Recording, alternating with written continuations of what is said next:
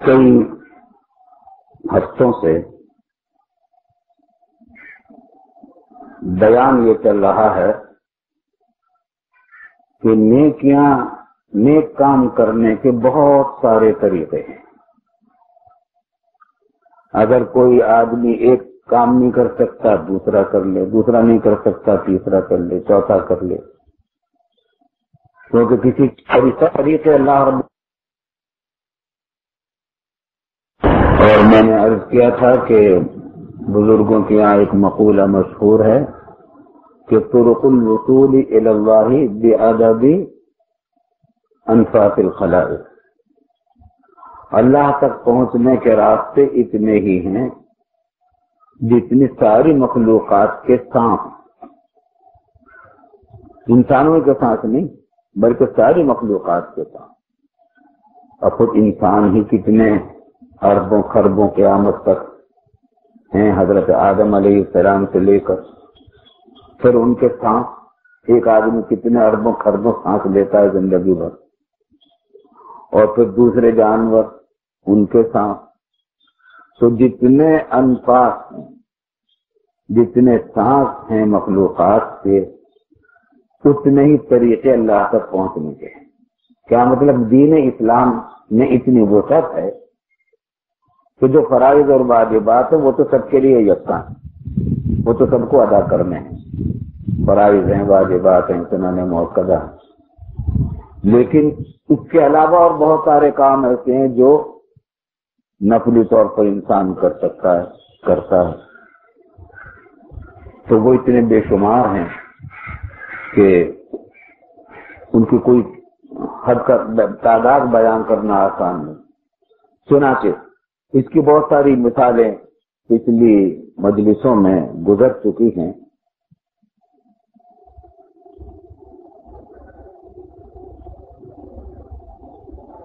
انہی میں سے ایک یہ بات بھی ہے کہ فرمایا کہ یہ حدیث پہلے ہو بھی چکی تھی مگر سر یاد کر رہا ہوں کہ حضرت ابو ذر غفاری رضی اللہ عنہ فرما رہے ہیں کہ مجھ سے نبی صلی اللہ علیہ وسلم نے فرمایا کہ تم کسی نیک کام کو حقیر نہ سمجھو، کسی بھی نیک کام کو حقیر سمجھ کر چھوڑ دو، ایسا نہ کر. ہلکے سے ہلکا کام، چھوٹے سے چھوٹا کام حقیر سمجھ کے نہ چھوڑ دو، نقصان اٹھا جاؤ. جو کام کر سکتے ہو کر لو، کرنے میں حرج کیا. اور کچھ پتہ نہیں تو آڑے وقت میں یہی کام تمہارے کام آ جائے. چنانچہ فرمایا کہ بلو ان تلقا اخاک بوجہ طلیق، اگر کہ نیک کام تمہارا یہی ہو کسی کے ساتھ کہ اس سے ملو تو خندہ پیشانی سے ملو، مسکرا کر ملو، خوشی کا اظہار کرو. حالانکہ اس میں کیا کوئی خرچ نہیں ہوتا، نہ محنت، نہ پیسہ، نہ وقت. لیکن یہ بھی ایک نیک کام اور یہ بھی اللہ تک پہنچانے کا راستہ، کیونکہ اس سے ملنے والے کے دل میں محبت خوشی پیدا ہوتی ہے. اور کسی مسلمان کے دل میں خوشی پیدا کرنا مستقل ایک عبادت ہے.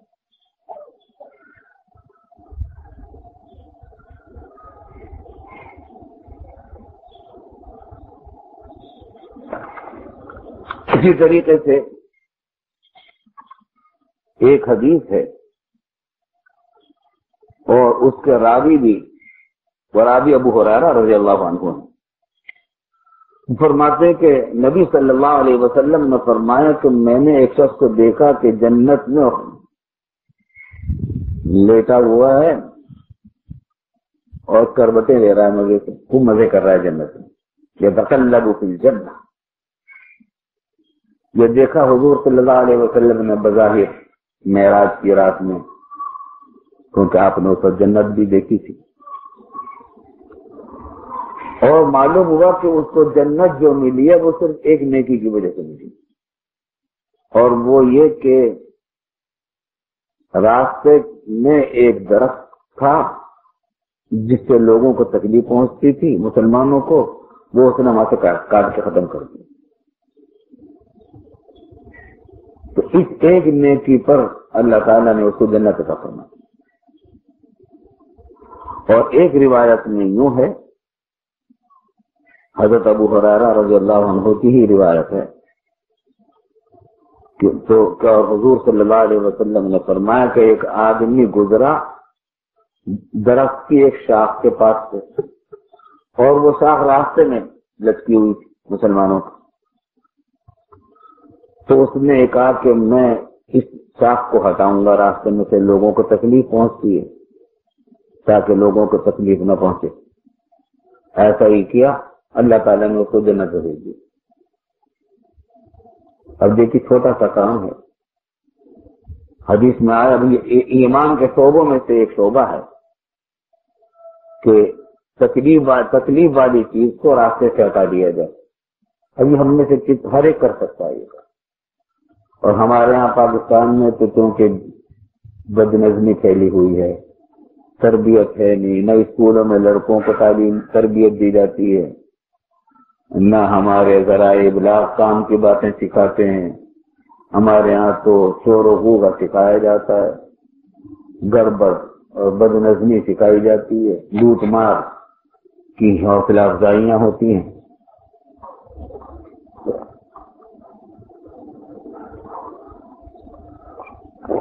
کہ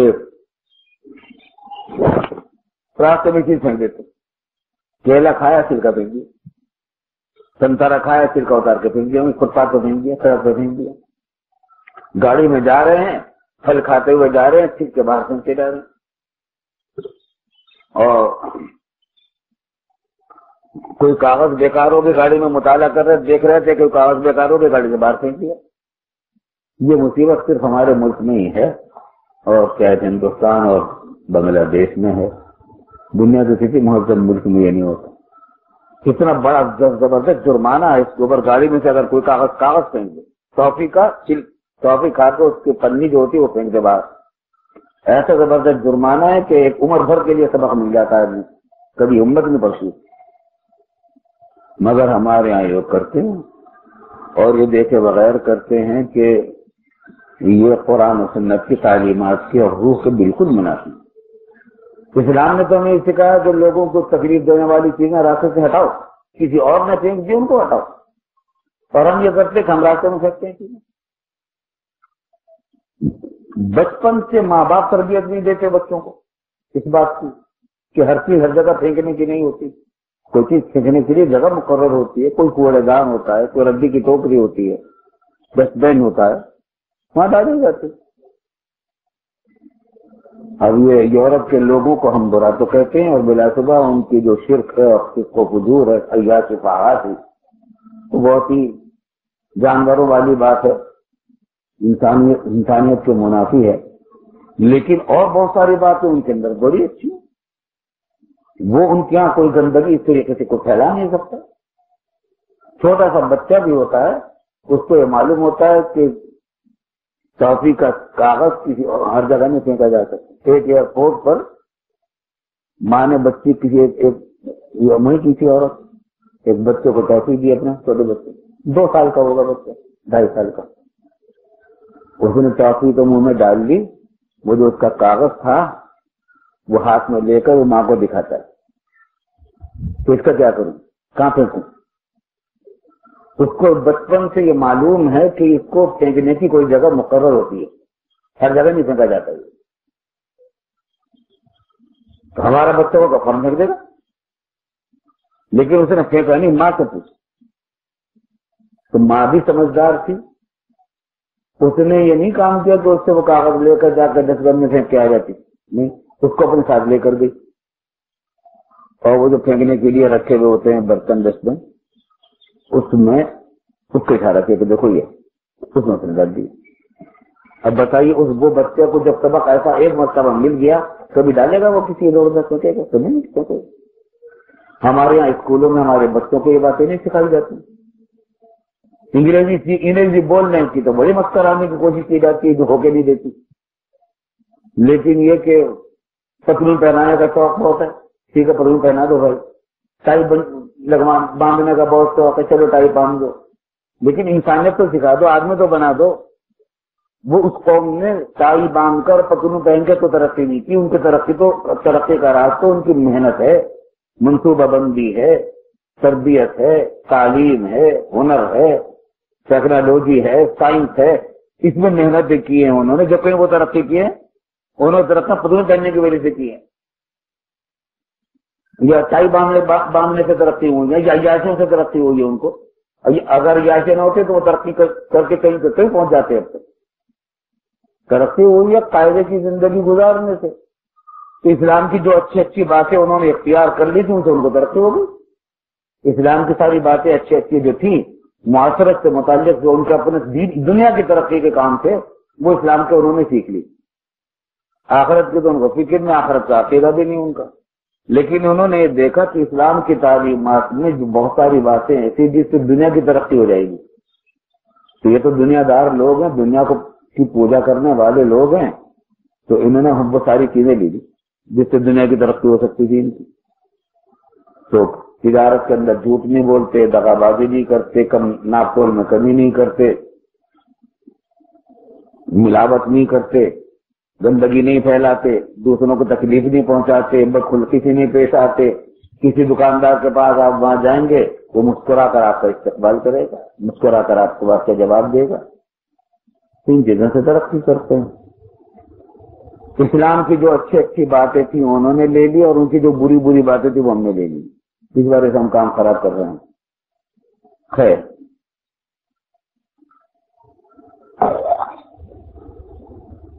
ایک اور روایت میں ہے کہ ایک آدمی چلا جا رہا تھا، اس نے ایک شاخ پائی راستے کے اوپر، پر اس نے اس شاخ کو ہٹا دیا وہاں سے۔ تو اللہ تعالیٰ نے اس کو ثواب عطا فرمایا اور اس کی مغفرت فرمائی۔ یہ کتنی بڑی عبادت معلوم ہوا ہے، تو عمل چھوٹا سا، عبادت بہت بڑی۔ اگر ہمارے پاکستان کے مسلمان اور یہ کراچی کے مسلمان اس ایک سنت پر آج سے عمل کرنے لگے، آپ کا پورا کراچی بالکل چمک اٹھے، صفائی ستھرائی میں کہیں سے کہیں پہنچ جائے۔ اب ہوتا کیا، گندگی پھیلانے والے تو 1.25 کروڑ آدمی ہیں کراچی میں، 1 کروڑ سے زیادہ آبادی ہے، سب کو سب گندگی پھیلا رہے ہیں۔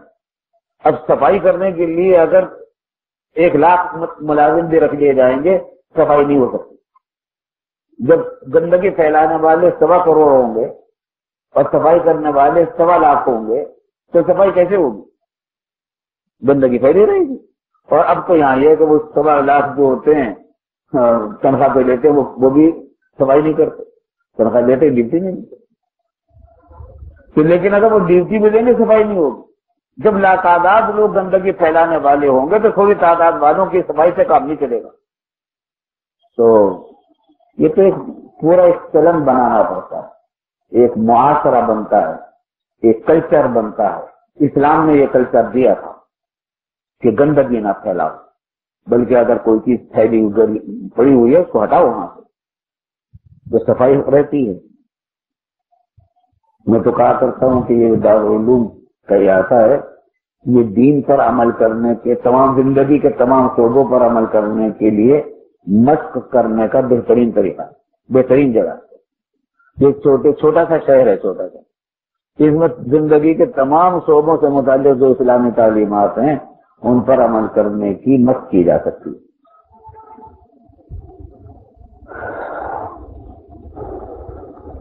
فرمایا رسول اللہ صلی اللہ علیہ وسلم نے کہ جس شخص نے وضو کیا اور وضو بھی اچھی طریقے سے کیا سنت کے مطابق، پھر وہ جمعہ میں آیا اور اس نے کان لگا کر خطبے کو سنا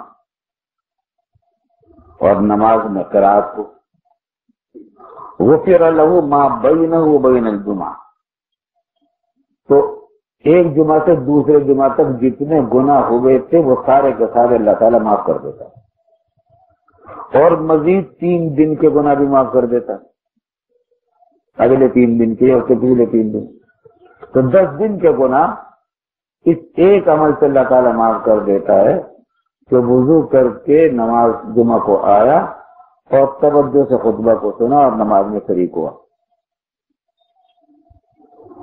اور فرمایا کہ ومن مس الحصى فقد لغا۔ اس زمانے میں مسجد کا فرش جو تھا مسجد نبوی کا علی صاحب الصلاۃ والسلام، اس طرح کا فرش پکا نہیں تھا جیسا آج کل مسجدوں میں فرش پکے ہوتے ہیں ماربل کے یا سیمنٹ کے، بلکہ کچا فرش تھا، سنگریزے ڈال دیے گئے تھے تاکہ مٹی نہ اڑے، تو سنگریزے پڑے ہوئے ہوتے تھے، تو موٹی موٹی بجری تو وہ پڑی ہوئی، تو اس میں بعض لوگ یہ کرتے تھے کہ خطبہ ہو رہا تھا تو وہ بجری کو اٹھا کے اس سے کھیلتے رہتے، ہاتھ اٹھا کے ڈال دی پھر اٹھا لی۔ بعض لوگوں کی عادت ہوتی ہے کہ نچلا بیٹھنا مشکل ہوتا ہے، بعض لوگوں کو نچلا بیٹھنے کی عادت نہیں ہوتی، تو کوئی چیز سامنے ہو تو اس کو دیکھتے رہتے ہیں۔ مجھے لطیفہ یاد آ گیا، حکیم الامت حضرت مولانا اشرف علی صاحب تھانوی رحمۃ اللہ علیہ کے ہاں تو اس قسم کی چیزوں پر بڑی نظر رکھی جاتی تھی کہ معاشرت رہن سہن کے طور طریقوں میں بے ڈھنگا پن نہ ہو، بدتمیزی نہ ہو، باقاعدگی ہو، اس کا اہتمام ہوتا تھا۔ تو ان کی خانقاہ کے ناظم تھے ان کے بھتیجے یا بھانجے تھے شاید، یہ بھتیجے حضرت مولانا شبیر علی صاحب تھانوی رحمۃ اللہ علیہ، میں کراچی میں تشریف لائے، ہمارا پڑوس رہا، ان سے انتقال فرما گئے۔ وہ ناظم خانقاہ تھے اور بڑے مضبوط قسم کے آدمی تھے، بڑے باروب، اور سب ڈرتے تھے ان سے کہ کوئی بدنظمی ہوگی تو یہ ڈانٹ پلائیں گے۔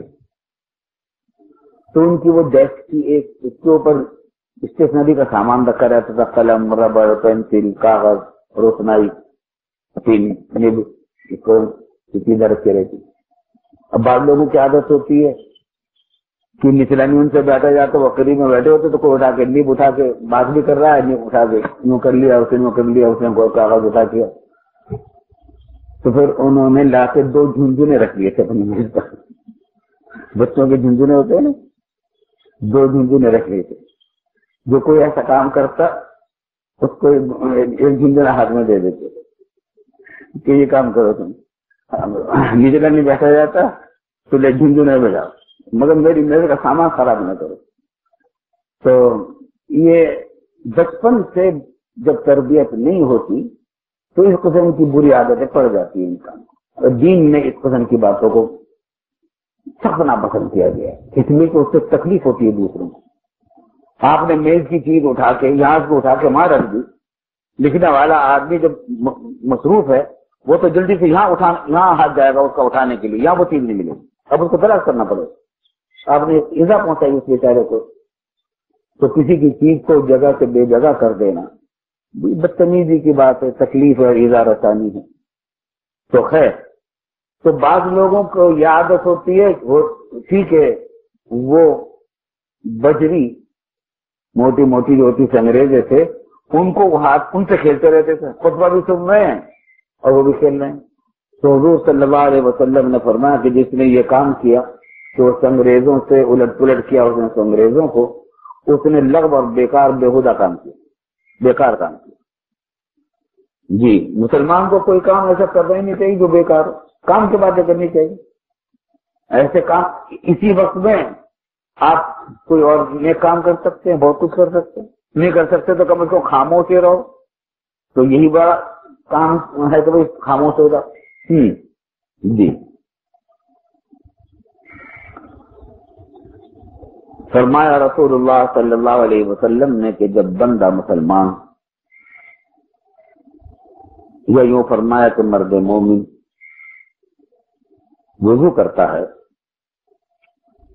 اور وہ اپنے چہرے کو دھوتا ہے تو اس نے اپنی نظر سے جو بھی کوئی گناہ کیا تھا، کسی ناجائز چیز کو دیکھا تھا جس کو دیکھنا جائز نہیں تھا، اسے اس نے دیکھا تھا، تو وہ گناہ ہوا تھا، وہ گناہ تھا، وہ گناہ دھل جاتا ہے چہرہ دھونے۔ جب آدمی چہرہ دھوتا ہے وضو کرنے کے لیے تو آنکھ سے گناہ دھل جاتے، आंख के गुनाहों से वो पाक हो जाता है। और जब उसका वो अपने दोनों हाथ धोता है तो दोनों हाथों के वो गुनाह धुल जाते हैं जो किसी को पकड़ने से उसके अंदर उसके हाथ को हुए नाजायज तरीके से किसी चीज को छुआ था, उसने पकड़ा था तो वो भी गुनाह हुआ था। तो हाथ का गुनाह था, तो हाथ के गुनाह हाथ धोने से धुल जाते हैं। और जब अपने दोनों पांवों को वो धोता है तो किसी गुनाह के काम के लिए जो उसने अपने कदम बढ़ाए थे, चलाए थे, उससे उसके पांव का गुनाह हुआ था तो उन पांव के गुनाह धुल जाते हैं।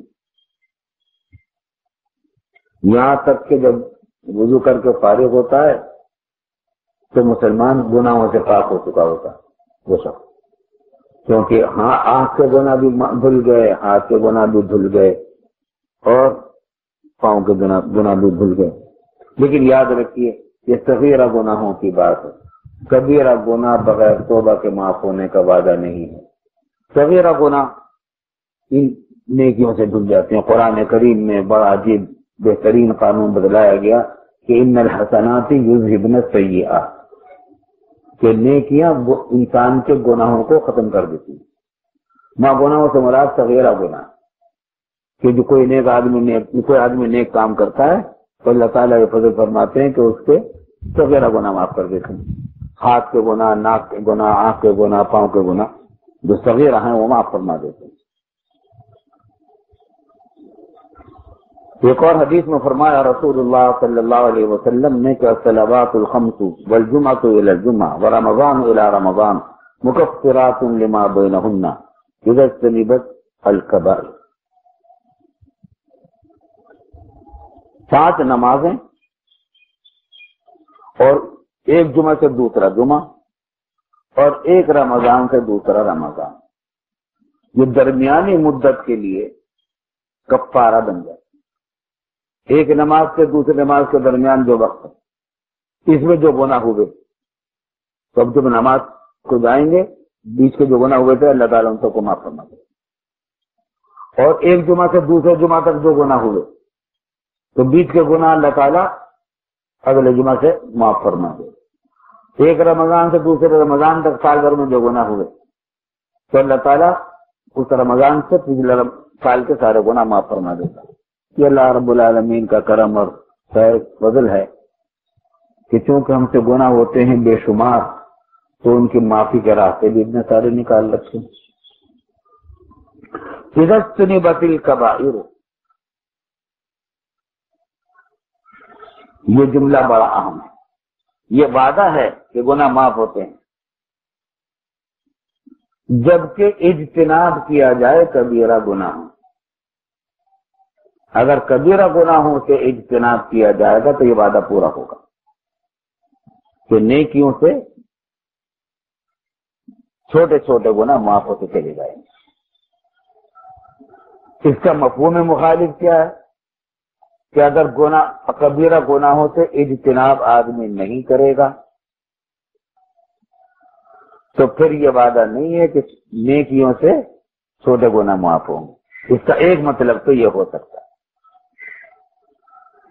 एक मतलब इसका ये हो सकता है कि अगर ये जो वादा है कि नेकियों से गुनाह माफ हो जाते हैं, सगीरा गुनाह माफ हो जाते हैं, ये उस सूरत में जबकि आदमी ने कबीरा गुनाह न किए।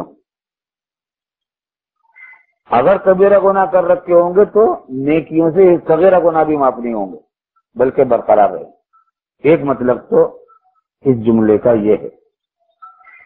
और दूसरा मतलब इसका ये है कि अगर इज्तिनाब कबीरा गुनाह मतलब कि कबीरा गुनाह माफ नहीं होंगे, सगीरा गुनाह माफ हो जाए। एक मतलब इसका ये है, लेकिन जाहिरी मतलब पहला ही मतलब है जो ज्यादा अल्फाज से मुआफिक है वो ये कि कबीरा गुनाह अगर नहीं होंगे तो नेकियों से छोटे छोटे गुनाह माफ होते चले जाएंगे, लेकिन अगर कबीरा गुनाह होंगे तो नेकियों से छोटे छोटे गुनाह भी माफ नहीं होंगे। لیکن مشہور جو ہے اپنے بزرگوں سے جو ہم نے سنا ہے وہ دوسرے معنی سنے ہیں، اور وہ یہ کہ کبیرہ گناہ تو معاف نہیں ہوتے نیکیوں سے، لیکن صغیرہ گناہ معاف ہو جاتے۔ اس کے لیے یہ شرط نہیں ہے کہ کبیرہ گناہ نہ کر رکھے ہوں، کبیرہ گناہ فرض کر لیجیے کسی نے کبیرہ گناہ بھی کر رکھے ہیں، صغیرہ گناہ بھی کر رکھے ہیں، تو ان نیک کاموں سے صغیرہ گناہ تو معاف ہو جائیں گے، کبیرہ گناہ معاف۔ مشہور اپنے بزرگوں سے جو کچھ ہم نے سنا ہے وہ یہی ہے۔ اللہ عالم رسول اللہ صلی اللہ علیہ وسلم نے الا ادلکم علی ما یمحو اللہ بہ الخطایا، کیا میں تمہیں وہ کام نہ بتلاؤں جن کے ذریعے اللہ تعالی انسان کی خطائیں معاف فرما دیتے ہیں، دھو دیتے ہیں، پاک کر دیتے ہیں خطاؤں، ان کے خطاؤں کو معاف فرما دیتے ہیں۔ کیا میں تم کو ایسے کام نہ بتلاؤں؟ وَيَرْفَعُ بِهِ الدَّرَجَاتِ، اور ان کاموں کے بدولت اللہ تعالیٰ انسان کے درجات بڑھا دیتے۔ تو کیا میں تم کو ایسی باتیں نہ بتلاؤں جن سے گناہ معاف ہوتے ہیں اور درجات بلند ہوتے ہیں؟ یہ سوال کیا حضور صلی اللہ علیہ وسلم نے صحابہ کرام۔ تو حاضرین نے صحابہ کرام نے عرض کہا کہ بلا یا رسول اللہ، کیوں نہیں، آپ ضرور ارشاد فرمائیں۔ تو آپ نے فرمایا کہ اسباغ الوضوء علی المکارہ،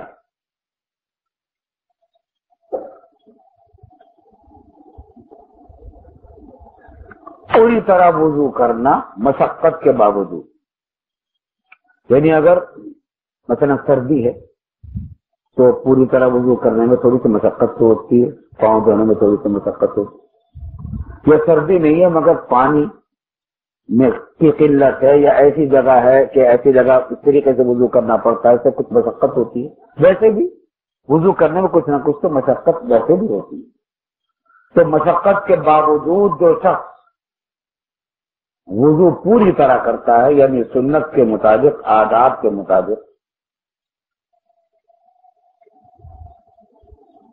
تو یہ عمل جو ہے اس سے بھی انسان کے گناہ معاف ہوتے ہیں، درجات بلند ہوتے ہیں۔ وَكَثْرَةُ الْخُطَىٰ إِلَى الْمَسَاجِدِ،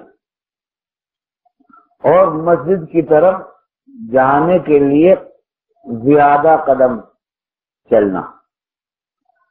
کیا مطلب کہ جس کا گھر مسجد سے جتنا زیادہ دور ہے، مسجد میں آنے کے لیے اس کو اتنا ہی چلنا پڑے گا، تو جتنا زیادہ چل کر آئے گا اس کے گناہ بھی اتنے ہی معاف ہوں گے اور اس کے درجات بھی اتنے ہی بلند ہوں گے۔ وانتظار الصلاۃ بعد الصلاۃ، اور ایک نماز کے بعد دوسرے نماز کا انتظار۔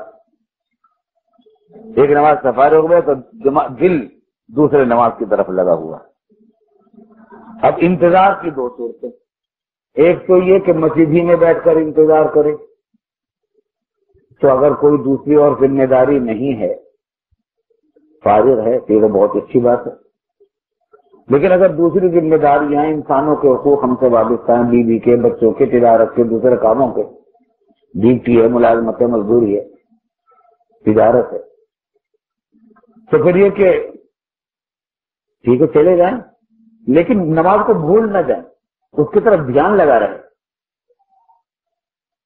یہ بھی بڑی ایک عظیم الشان خوبی ہے۔ یہ ایسی خوبی ہے کہ رسول اللہ صلی اللہ علیہ وسلم نے فرمایا کہ 7 قسم کے آدمی عرش رحمان کے سائے میں ہوں گے میدان حساب میں۔ جب میدان حساب میں جمع ہوں گے لوگ، بہت خوفناک دن ہوگا، وہ بہت ہی خوفناک دن ہوگا۔ اس کا منظر، اس کی جو حالت احادیث میں آئی ہے، اس کو دیکھ کر رونگٹے کھڑے ہوتے ہیں، کیونکہ کوئی سایہ نہیں ہوگا، کوئی عمارت نہیں ہوگی، کوئی درخت نہیں ہوگا، کھانے پینے کا سامان نہیں ہوگا، سورج ایسا معلوم ہوگا جیسے سوا نیزے پر آ گیا ہے، سب پسینہ سمندر کی طرح بہ رہا ہوگا، ننگے ہوں گے، بدنوں پر کپڑے نہیں ہوں گے، کسی کو کسی کی ہوش نہیں ہوگی، ہر شخص کو اپنی جان کی پڑی ہوگی، بہت خوفناک وقت ہوگا۔ اور سایہ کسی کو نہیں ملے گا. لیکن فرمایا کہ 7 قسم کے افراد ایسے ہیں جن کو اللہ تعالیٰ عرش رحمان کے نیچے سایہ عطا فرمائے. ان میں سے ایک وہ ہے نہیں ہوتا، کام کچھ بھی کر رہا ہے، دکان پہ بیٹھا ہے، ملازمت کر رہا ہے، مزدوری کر رہا ہے، مگر دوسری نماز کا دھیان لگا ہوا. تو یہ ان 7 افراد میں سے، 7 قسم کے افراد میں سے جن کو اللہ تعالیٰ عرش رحمان کے نیچے جگہ عطا فرمائے گا. وانتظار الصلاۃ بعد الصلاۃ فذلکم الرباط، رباط فرمایا کہ بس یہ رباط ہے. ذالکہ کا اشارہ ان تمام اعمال کی طرف ہے کہ وضو اور نماز کی یہ پابندی جس طریقے سے ہم نے ذکر کی کہ وضو بھی اچھی طریقے سے کرتا ہے، باجماعت نماز پابندی سے جاتا ہے، مسجد میں جاتا ہے اگرچہ گھر دور ہے، اور ایک نماز کے بعد دوسری نماز کا انتظار کرتا رہتا ہے، دل اس کا اٹکا رہتا ہے نماز میں. تو یہ سارا مجموعہ مل کر رباط ہے. یہ رباط ایک بڑی زبردست عبادت ہے. شاید پہلے آپ بہت سے طلبہ تو جانتے ہوں گے، بہت سے حضرات نہیں جانتے. جہاد فی سبیل اللہ بہت عظیم الشان ثواب کا کام ہے. ایسا عظیم الشان کہ حضرت صلی اللہ علیہ وسلم ہجرت مدینہ کے بعد 10 سال مدینہ طیبہ میں رہے. مشکل سے کوئی ہفتہ ایسا خالی جاتا ہوگا جس میں کوئی جہادی مہم آپ کو پیش نہیں ہوتی. خود بھی جنگ میں تشریف لے جاتے تھے، زخمی بھی ہوئے، اور آپ کو ایک تمنا تھی کہ میں اللہ کے راستے میں شہید کیا جاؤں، پھر زندہ ہوں، پھر زندہ ہوں، پھر شہید کیا جاؤں، پھر زندہ ہوں اور پھر شہید کیا جاؤں.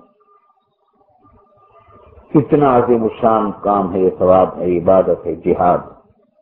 بہت بڑا عظیم الشان کام ہے. قرآن کریم میں اس کے فضائل بھرے پڑے ہیں.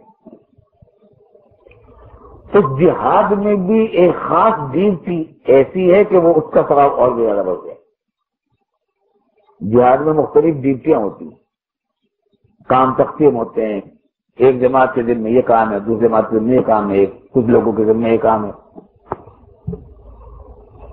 تو جو لوگ سرحد کی پہرےداری کرتے ہیں، اسلامی سرحدات کی، مثلا پاکستان کی سرحد ہے اور اس وقت ہندوستان سے ہماری بہت کشمکش ہے، کشیدگی ہے.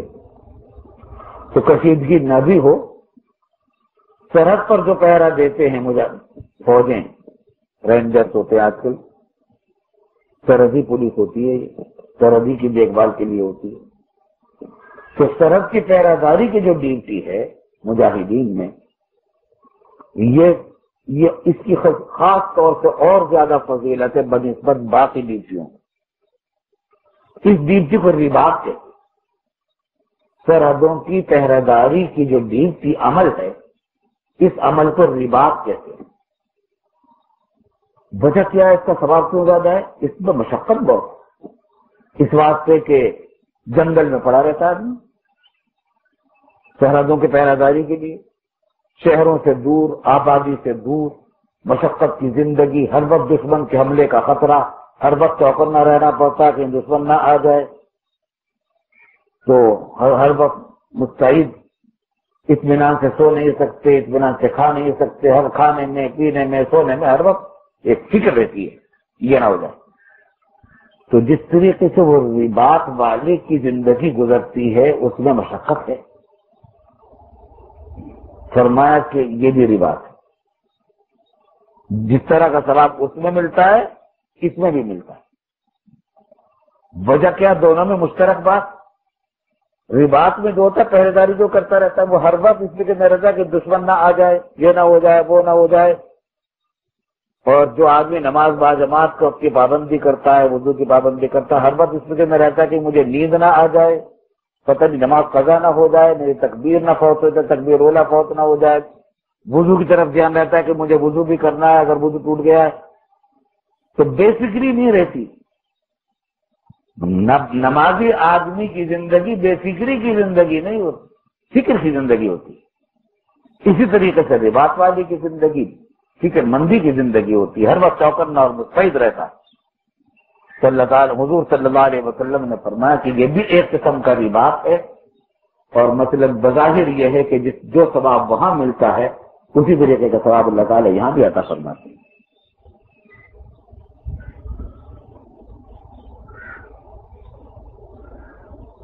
اور فرمایا رسول اللہ صلی اللہ علیہ وسلم نے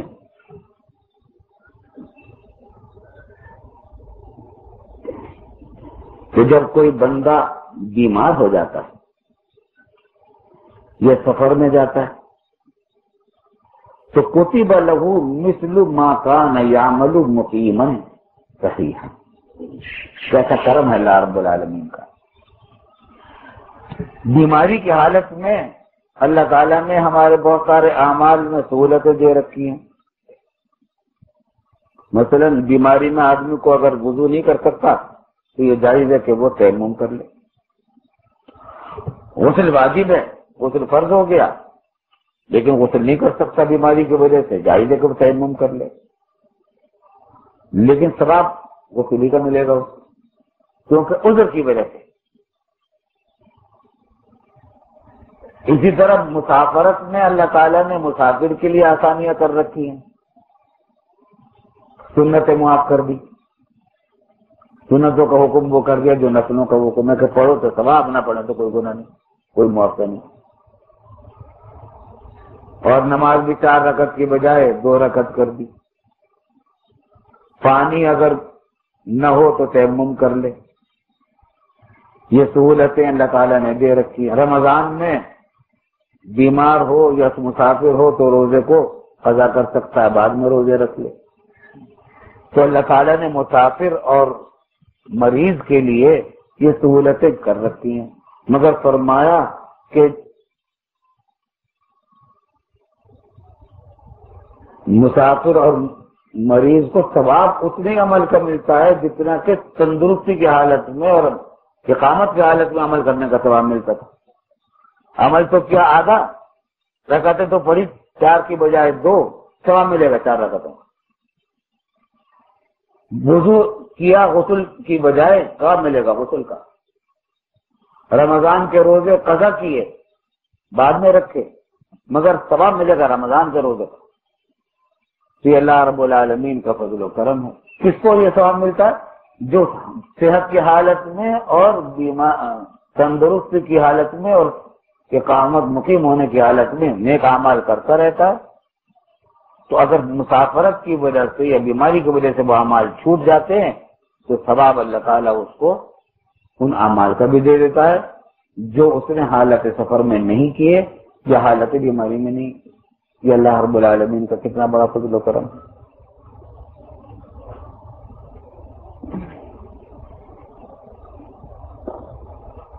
رسول اللہ صلی اللہ علیہ وسلم نے فرمایا کہ کل معروف صدقہ، کہ ہر نیک کام صدقہ ہے، کوئی بھی نیک کام کر لو وہ صدقہ۔ یہ بات پیچھے بھی آ چکی ہے کہ کل تکبیرۃ صدقہ وبکل تسبیحۃ صدقہ، سبحان اللہ کہو یہ بھی صدقہ ہے، اللہ اکبر کہیں وہ بھی صدقہ ہے، وکل تکبیرۃ صدقہ وامر بالمعروف صدقہ ونہی عن المنکر صدقہ وکل تحلیلۃ صدقہ وکل تحمیدۃ صدقہ، الحمدللہ کہو یہ بھی صدقہ، سبحان اللہ کہو یہ بھی صدقہ۔ تو ہر نیک کام صدقہ ہے۔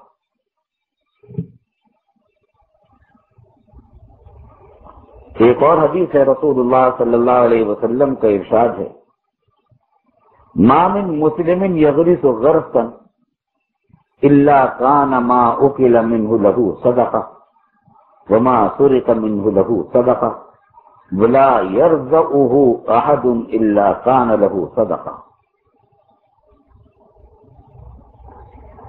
کہ کوئی مسلمان اگر کوئی پودا بوتا ہے، کسی درخت کا پودا یا پھول کا پودا ہو، پھل کا پودا ہو، کسی درخت کا پودا ہو، کوئی بھی پودا بوتا ہے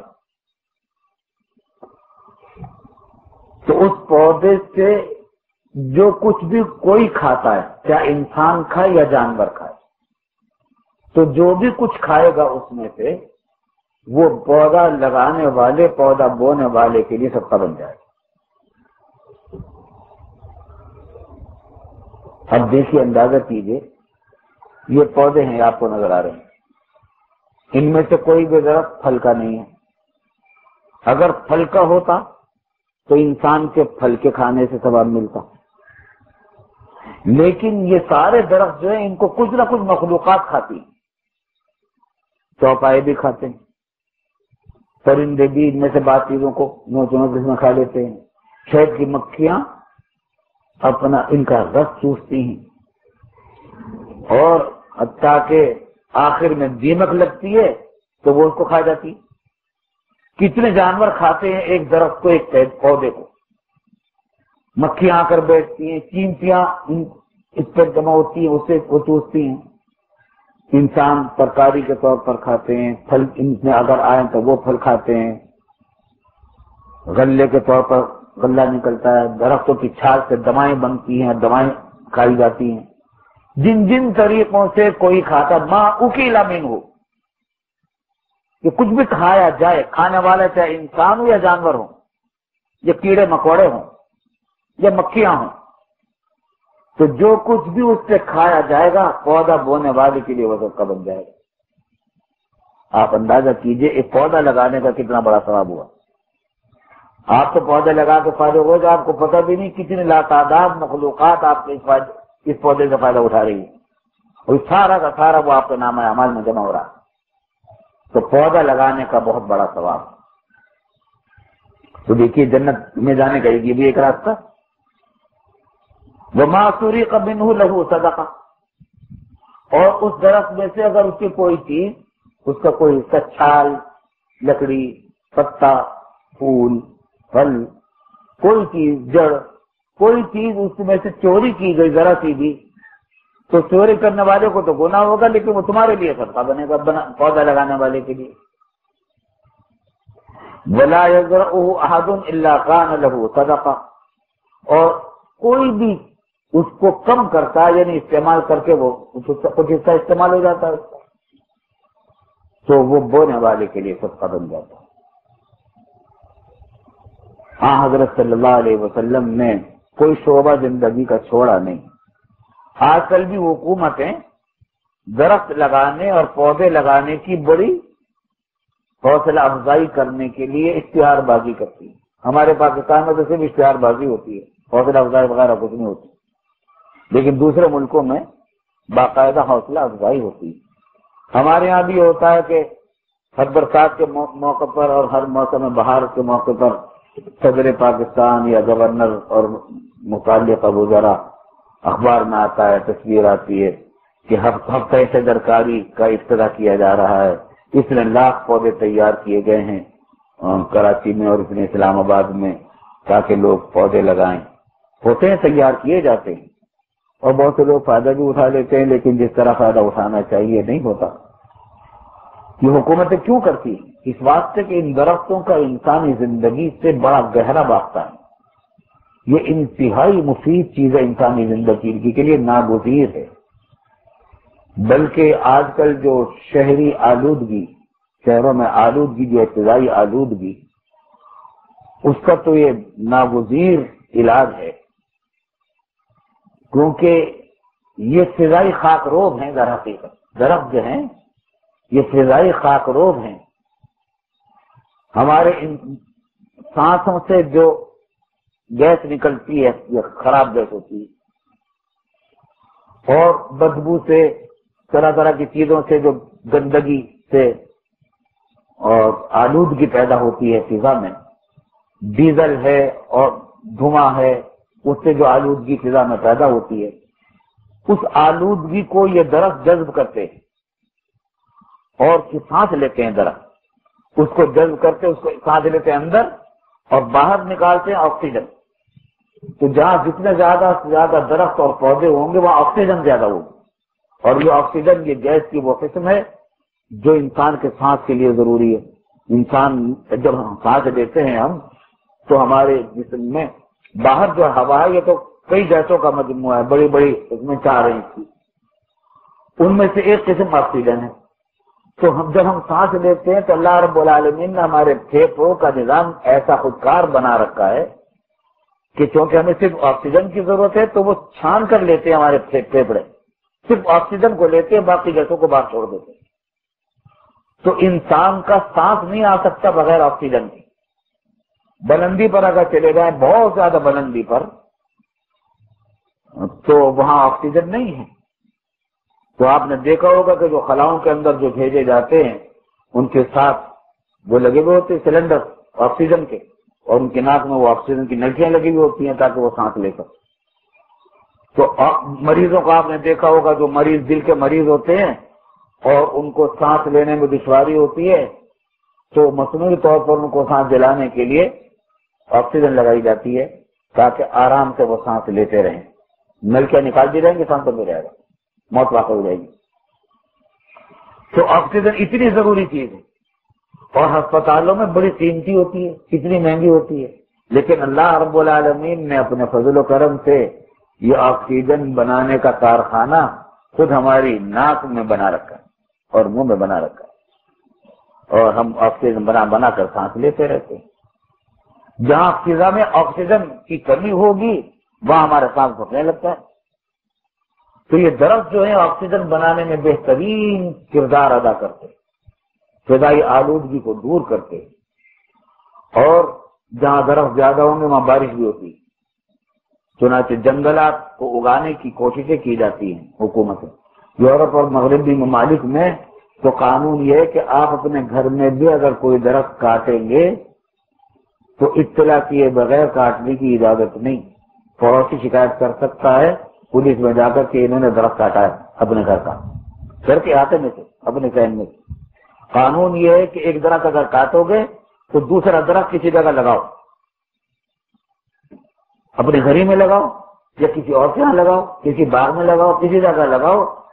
کاٹنے کی شرط یہ ہے کہ اگر ایک درخت یہاں سے کم کیا تو کسی جگہ لگاؤ، اور اگر خود نہیں لگا سکتے تو اتنے پیسے مقرر ہے کہ اتنے پیسے میونسپلٹی میں داخل کراؤ متعلقہ محکمے میں، وہ محکمہ یہ کام کرے گا کہ اتنے کا درخت خرید کے وہاں لگائے گا، کسی جگہ جہاں مناسب جگہ لگائے۔ یہ اسی واسطے ہوتا ہے تاکہ درختوں کی کمی نہ ہو، سبزے کی کمی نہ ہو۔ رسول اللہ صلی اللہ علیہ وسلم نے مدینہ طیبہ کے درختوں کو نقصان پہنچانے والوں پر لعنت فرمائی، مکہ مکرمہ کے درختوں کو نقصان پہنچانے والوں پر لعنت فرمائی، حرام کر دیا گیا، اور اس کے بڑے احکام آئے۔ حرمین شریفین کے درختوں کو نقصان پہنچانا سخت گناہ ہے، لعنت ہے حضور صلی اللہ علیہ وسلم کی طرف۔ اس کا بھی مقصد کیا تھا؟ شہر کی خوبصورتی اور شہر کی رونق ان درختوں سے وابستہ ہے۔ یہ درخت عمارتوں کا زیور ہوتے ہیں، صحت کے لیے بھی ضروری ہے۔ تو رسول اللہ صلی اللہ علیہ وسلم نے کاٹ درختوں کو نقصان پہنچانے کی یہ ممانعت فرمائی اس طرح، اور زیادہ سے زیادہ درخت اگانے کے لیے یہ ترغیب ارشاد فرمائی کہ جو شخص بھی پودا لگاتا ہے تو اس سے جو مخلوقات بھی جس بھی قسم کا کوئی فائدہ حاصل کرتی ہیں، ہر فائدہ جو بھی حاصل کیا جاتا ہے، کوئی بھی حاصل کرتا ہے، پودا لگانے والے کے لیے وہ صدقہ بن جاتا ہے۔ اللہ تعالیٰ اس کی توفیق دے۔ یہ یاد رکھیے، کام کی باتیں ہیں، اپنے گھروں میں پودے لگانے چاہیے، جہاں کہیں جس کے پاس گھروں میں جگہ ہو، کہیں جہاں بھی اپنی جگہ ہو، پودے لگانے کی کوشش کرنی چاہیے، اور کم از کم اتنا تو کرنا ہی چاہیے کہ کسی دوسرے نے پودا لگایا تو اس کو نقصان نہ پہنچائے۔ ہمارے یہاں تو یہ بھی ہے نا کہ پودے لگاتے ہیں دوسرے اکھاڑ دیتے ہیں، تو کیونکہ تمیز نہیں سکھائی جاتی، تربیت ہی نہیں سکھائی، دینی تربیت ہی نہیں دی گئی۔ اس بات کا ذرا خیال رکھا جائے، اللہ تعالیٰ توفیق دے۔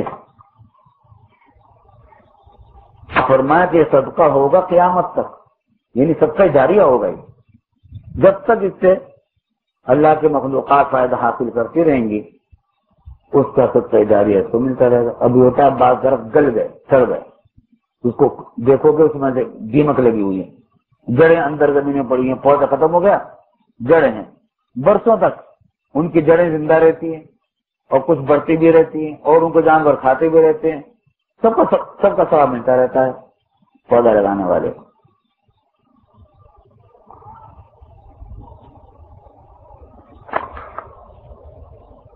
ربنا تقبل منا انك انت السميع العليم وتب علينا انك انت التواب الرحيم